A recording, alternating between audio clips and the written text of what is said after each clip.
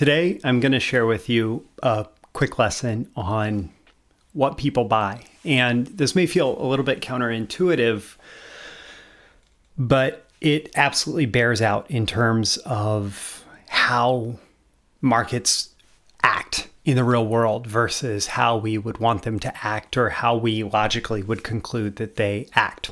So what do people buy? People buy more things to fulfill the desires that they're already spending money on. Let me repeat that. People buy more stuff to fulfill the same desires that they're already spending money on.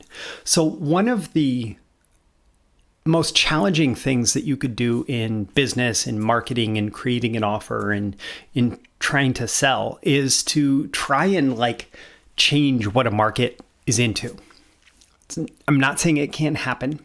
I'm not saying that it hasn't happened. I'm not saying that it's impossible, but it is by far the most challenging and expensive selling and marketing problem that you could try to solve is the problem of how do we get people to buy things that they're not buying already? And the thing that you need to do is structure your offer or your selling message around what people are already pursuing, what people are already doing. And if you can find what people are already pursuing and what people are already doing, then you can typically tap into that. You don't create the desire in the market, you tap into the desire in order to make your sale. So for example, I've been talking a lot recently, and I will be talking a lot in the next few weeks about launching a client business, growing a client business. And one of the things that you do in determining what the starter offer is that you build for your client business is you need to look at what problem your market is already spending money on solving. And so your market is already going out. Really practical example. My market, when I launched my copywriting business, was direct response marketers. And they were already spending money to hire copywriters to write long form sales letters and all the supporting copy to actually launch that sales letter into the marketplace to get new customers. And so I structured my initial offer, at least, around writing a long form sales letter that they could put out into the marketplace and writing the supporting copy that they could put out into the marketplace to get their customers to spend more money or to get new customers. And so I gave them more of what they were already buying. Likewise, I've gotten the question a few times, I'm a direct response copywriter and I want to convince businesses to use direct response marketing. I'm sorry, they pretty much have to convince themselves before they show up and would willingly work with you. I worked with an entrepreneur for 4.5 years who was against direct response marketing.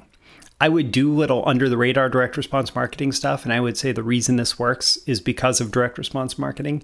And I still couldn't convince him to willingly engage with direct response marketing. You're not going to do it just going out. I honestly, I've tried. I've tried going to local businesses and saying, hey, we should do this, right? I've tried working with the startup crowd and introducing them to direct response. And yeah, some of them adopt it. Some of them practice some of the principles. Some of them do that.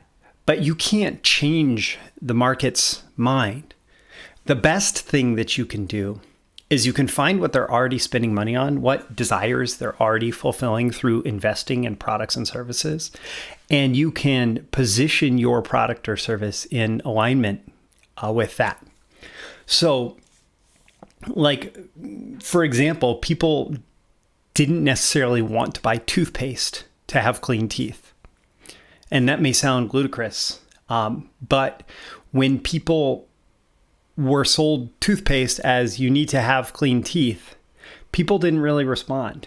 But when people were sold toothpaste as a way to get a whiter smile, as a way to look better, people were spending money on looking better were interested in looking better. Now, the positive byproduct, what people actually needed was the cleaner teeth. The positive byproduct was the cleaner teeth. But what people responded to in terms of advertising was look better. And so that's a great example of like people had this specific need that they were willing to spend money on. And this new product, this different product came along, and it had to be aligned with the need before people would start buying it.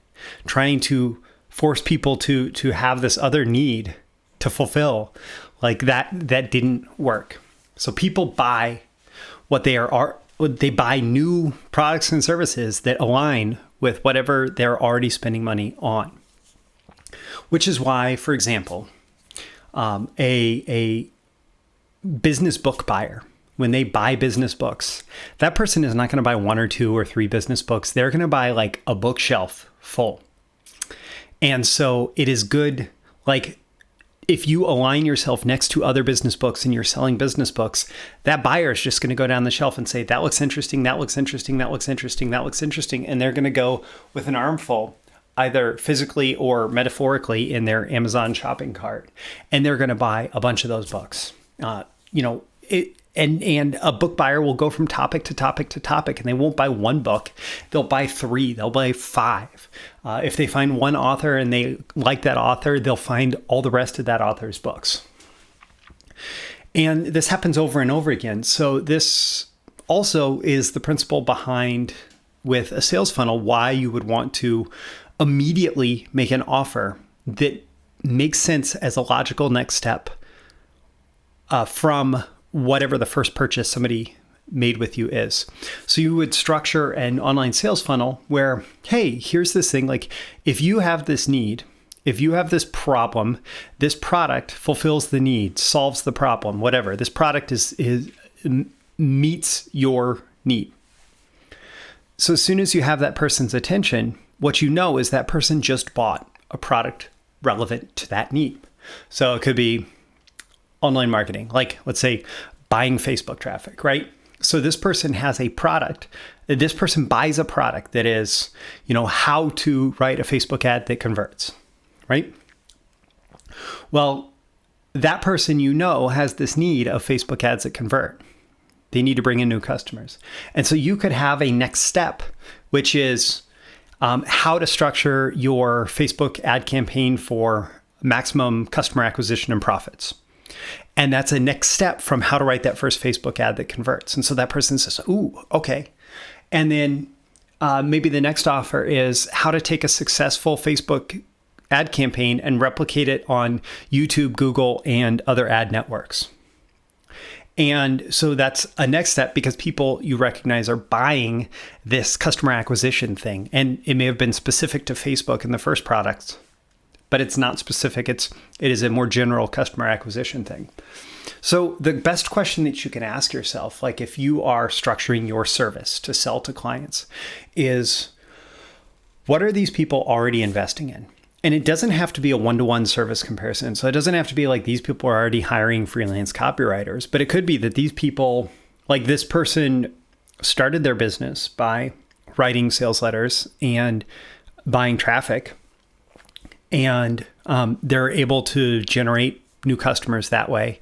And they're already doing the sales letter thing, but they need more sales letters and they can't write all of them. Well, it could be that you're able to connect with a founder who was able to write copy, who's able to get distribution for the marketing, who is able to buy traffic, and you sell them a service that they haven't bought before, but still it's that same fundamental need that they are getting fulfilled somewhere, right?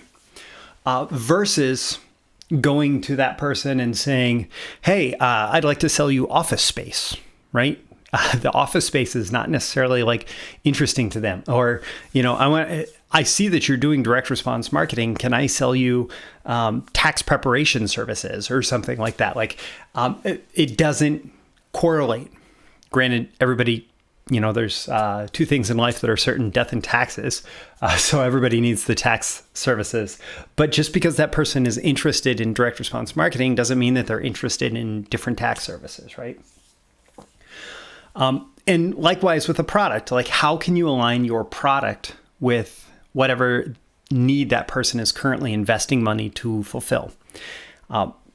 Whatever that is, whatever that may be. And it is worth putting the time in up front because it will absolutely pay off in dividends in the success that you experience on the back end by starting in alignment with what people are already interested in, attracted to, buying. And so the more research that you can do to really nail down the answer to that question, like what are they buying already? What is my market buying already? What deep need are they investing money in order to fulfill? What problem are they already seeking out a solution to and investing in products and services to solve that problem? And then aligning with the answers to those questions. The more that you do that, the more successful you can be. My name is Roy Furr. This has been a video issue of Breakthrough Marketing Secrets. I hope that you found it valuable. I'm doing this thing. I'd like you to leave a comment below and let me know how valuable did you find it on a scale of 1 to 10. Let me know your number and let me know why, as well as any takeaways, action items, any reflections that you have as a result of going through this. Just leave that in the comment below with your rating and your reason why. Also, click that like button before you go so you get more content like this delivered to you. Also, so the magical algorithms of the internet know to share it with people like you who would also get value from it. And you can share it with people directly. If you know somebody in your life that would get value out of this lesson, certainly share it with them directly.